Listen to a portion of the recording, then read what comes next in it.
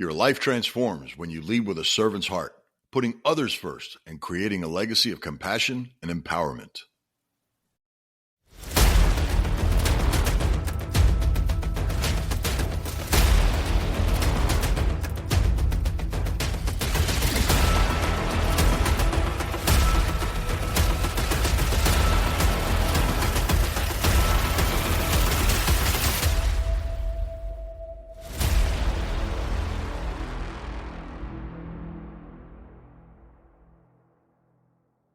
Hey guys, thanks for joining me for another episode of the Leaders Realm podcast, where we learn to activate a beast mode mindset to become the absolute best that we can be.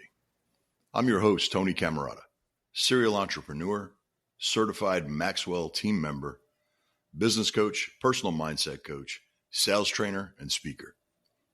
I hope you guys have had an amazing week. I know it's been a crazy one for me. It's been a crazy one around us. There's so much going on.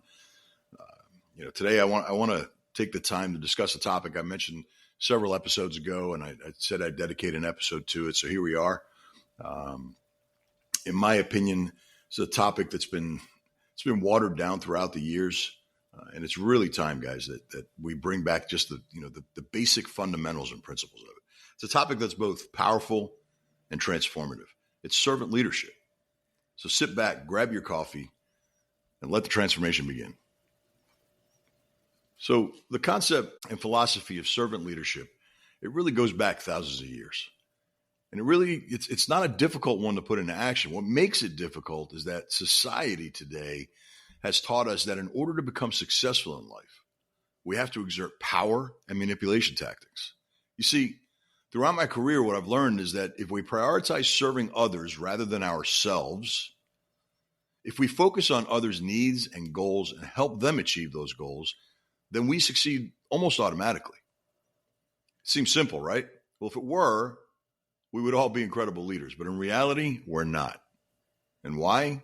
Well, let's get into that a little bit here in a few minutes. So one of my mentors, John Maxwell, recently shared this quote. If you're leading and no one is following, well, then you're just taking a walk. Simple yet powerful. Being strongly rooted in my Christian faith, what I've learned is that the perspective of servant leadership is rooted in the teachings and examples given by Jesus himself. The basic idea of this leadership philosophy is demonstrated by humility and service to others. One of the greatest examples that comes to mind is when Jesus washed the feet of his disciples and his servants. I mean, how powerful of an example is this? You see, servant leadership encompasses all of these principles at its core. Humility, love, empathy, servanthood, empowerment, stewardship, and vision. And yet, I can go on and on because the list just keeps on going, but I really want to get to the core today. So let's take a closer look at these. Humility. In order to exhibit true humility, we have to first recognize our own limitations and acknowledge and accept the contribution of others. And that's, for some reason, that is just such a difficult thing for a lot of us to do. Accept the contributions of others. We want to make it about us. And I did it. And I accomplished it. So to do this, we've got to really check our ego at the door, right? And not be starved for attention or recognition, but rather have a hunger to serve others and be fueled by their success. Let that sink in a second. We must first check our ego at the door and not be starved for attention or recognition, but rather have a hunger to serve and be fueled by their success. Jesus teaches us that those who desire greatness must become servants of those around them. So what does that look like for you? The employees, teammates, friends, coworkers, clients, or customers? If we truly want to get into the servant zone, we have to first become completely selfless. Take the focus off of us and place it onto others.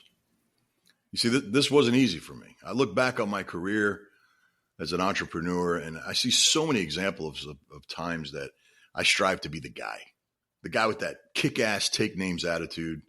It's my way or no way. Not even the highway, guys. No way. See, ultimately, all that did was feed my ego. And yeah, it felt great for a whole of, 32 seconds or so. See, no matter how many goals I achieved, I was still unfulfilled. There were so many burned bridges, so many missed opportunities. Or as I look back, were they really missed? I don't think so. I think my ego got in the way. I allowed my ego to stand in the way of the true success I was seeking, and that was to be fulfilled completely. That is true success, guys. Knowing that when you're leading, you have people following and succeeding to achieve their dreams and goals, and only then will we achieve and see our own success. Love and empathy. Jesus tells us that love is the greatest commandment. As a servant leader, we demonstrate love by showing compassion, caring for others' well-being, and always trying to meet others' needs. Servant leaders also demonstrate empathy, and they demonstrate it by actively listening. And I'm emphasizing actively because so many times, think about it, so many times we act like we're listening, but yet here we are, we're trying to process what their response is going to be before that person ever finishes their sentence. So it's time, guys. It's time to just sit back and truly listen.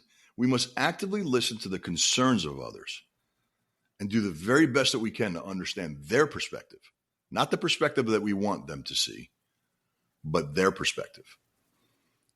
Servant leaders, again, show compassion and genuine care towards others. Can you think of any examples where, where you've been more genuine and authentic and caring, or maybe actively listened or not listened? Man, I could probably do a couple of episodes just with my examples. It's the simple things that get us into that servant zone, guys. Listening, compassion, caring. Yeah, I know we all get frustrated because we want things and we want them now. We want them yesterday. But stop and reflect on this. My grandfather always used to say, you get a lot more with honey than you do vinegar. When I reflect on servanthood, I can't help but to think of Jesus. To me, his life was the greatest example of servanthood. He willingly served others, even to the point of sacrificing his own life for us. In fact, Jesus followed the law of sacrifice through the following 6 steps. 1, he gave up his divine form. 2, he emptied himself of any rights. He became man. He became a servant. And he was obedient, even to the point of his death. And 6th, he died a terrible death, guys. And he did that for us. Also, Jesus showed us the practice of empowerment by empowering his disciples to carry out his mission. He equipped them with all the tools and resources needed to complete that mission. As servant leaders, we must draw from his examples in order to empower our teams, and we must provide the support, encouragement, and opportunities for growth, development, and all of the tools needed in order to succeed. Now, before I go on, I just want to clarify, I am nowhere near being a pastor, nor do I want to come off as preaching. But, I know that I've got listeners from all backgrounds, all religions. However, it really is important to understand that while doing my research and researching the greatest examples and teachings of servant leadership, all roads led me right back to Jesus. And you see, I wouldn't be an example of a servant leader to you if I didn't disclose the real and truthful findings. Stewardship and vision. The greatest servant leaders all recognize that they're stewards of the resources given and entrusted to them by God. They strive in all they do to glorify him by using their leadership influence, responsibility, and always seeking to bring benefit and value to others. What's your value? Servant leaders, while focusing on others, also have a clear vision for their business mission and goals. They inspire their teams to share in their vision and help them align all of their efforts in order to succeed. See, John Maxwell has told me that in order to be effective as a servant leader, We have to serve the needs of others rather than focusing solely on our interests or exercising authority for our own sake. Back to that ego again. Are we feeding that ego or are we serving others? Some of John's insights include elevating others. He often emphasizes the importance of empowering and uplifting all that we lead. He says that we, as servant leaders, should always prioritize the growth and development of all of those around us, helping them reach their full potential. Building trust and loyalty. John recognizes that as a servant leader, we must develop trust and loyalty among the followers by showing genuine care and concern for their well-being. Key word there being genuine. This fosters strong relationships based on a mutual respect. The servant leader drives results. Contrary to the misconception that servant leaders, we're weak or ineffective, John suggests that it can always drive superior results by putting your focus on others. Personal fulfillment, something I've always sought and could not seem to find until I discovered these principles. John says that we can achieve personal fulfillment by serving others and making positive differences in their lives. We could experience a sense of purpose that goes beyond traditional notions of success. So let's look at some real-world examples of successful servant leaders who embody this style of leadership. These leaders have demonstrated by putting others first. They were able to lead and achieve extraordinary results and success, and you'll be familiar with a good few of them, if not all. Brian Chesky, CEO of Airbnb.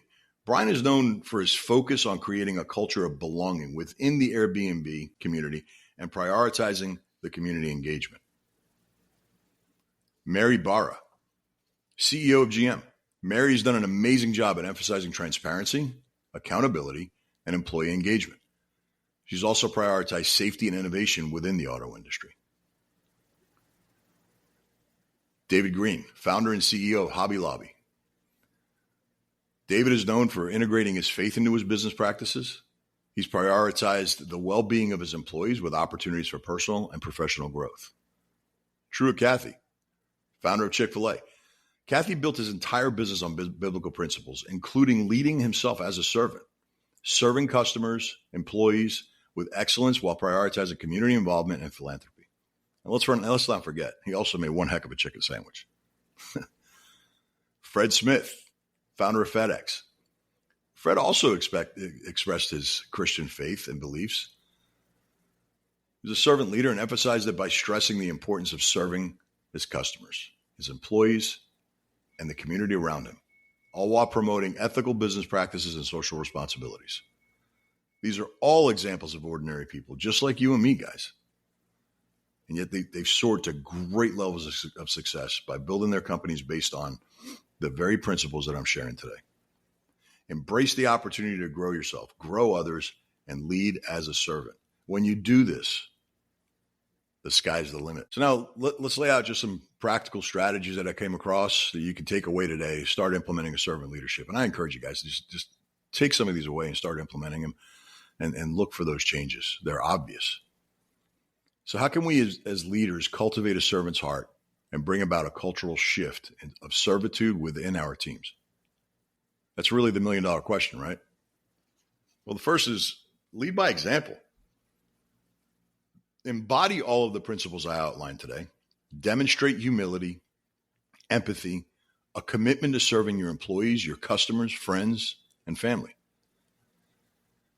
Communicate your mission and vision. Be crystal clear about your mission, vision, and values. There's so many times where I'm mentoring entrepreneurs, and when I ask the question, they can't effectively communicate their mission, vision, or values. They seem dazed and confused when asked that question. Take the time, guys. Take the time to craft your mission, your vision, and include your purpose. Emphasize the importance of service, collaboration, and ethical behavior. Be sure that your team understands and aligns with all of these principles that you're laying out. Empower and develop. Create as many opportunities as you possibly can for your employees, your team, volunteers to take ownership of their work. Allow them to make decisions. Allow them to contribute to the success of the business or organization. Provide the necessary training, mentorship, and support for both professional and personal growth. And you'll see an incredible change in people. Promote open communication. Foster a culture of trust and transparency. Allow them to share their ideas, voice their concerns. Here's a key word: without judgment. Actively listen and do your best to incorporate their input into your decisions. You'll be surprised at some of the great potential ideas that come from this. Show appreciation and recognize. Celebrate their contributions. Acknowledge them. Implement recognition programs that highlight acts of service, teamwork, and excellence in performance. Create an environment of positivity. Be supportive. Create an environment of value. Show them how much you respect them. Show them how you're going to empower them to succeed. Promote a work-life balance culture. Always prioritize their well-being. Encourage collaboration and teamwork. Allow for collaboration. Allow for the teamwork. Allow people to use their free minds to work together. Break down silos. I can't tell you how many times I feel like I'm alone on a deserted island from people when I talk with them. Serve your customers and serve your employees. Serve your customers because they serve you. Seek out their needs by listening, actively listening, and fill those needs. You can extend servant leadership outside the walls of your organization into your communities.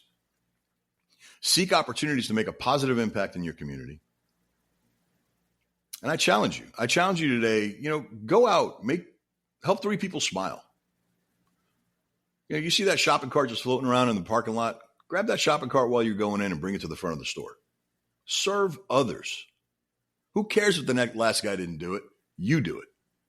Lead by example. Embrace continuous improvement. Always encourage experimentation, innovation, and adaptability. Be fast, fluid, and flexible, guys, and you'll be amazed at what will happen. Measure and evaluate your progress. Establish a metrics, a mechanism to assess team progress, develop a culture of servitude, and practicing servant leadership. Evaluate the effectiveness and adjust. There's nothing wrong with making adjustments along the way. So as we start closing up today here, guys, today, we explored the transformative power of servant leadership. These are just scratching the surface. The impact that we can make within our organizations as well as our communities. Always remember that consistency is key. And a little, guys, is better than nothing at all. And it goes a long way. Thank you for joining me in the Leader's Realm today, guys. I hope you found value in the episode. Please take a moment to share with others, leave a review, or send me a note. And join me next week and help me continue this journey. A journey towards transforming our lives and activating a beast mode mindset in all that we do. So until next week, guys, this is Tony Cammarata. And remember, stay fast, stay fluid, stay flexible. Be the absolute best that you can be, because your best is yet to come.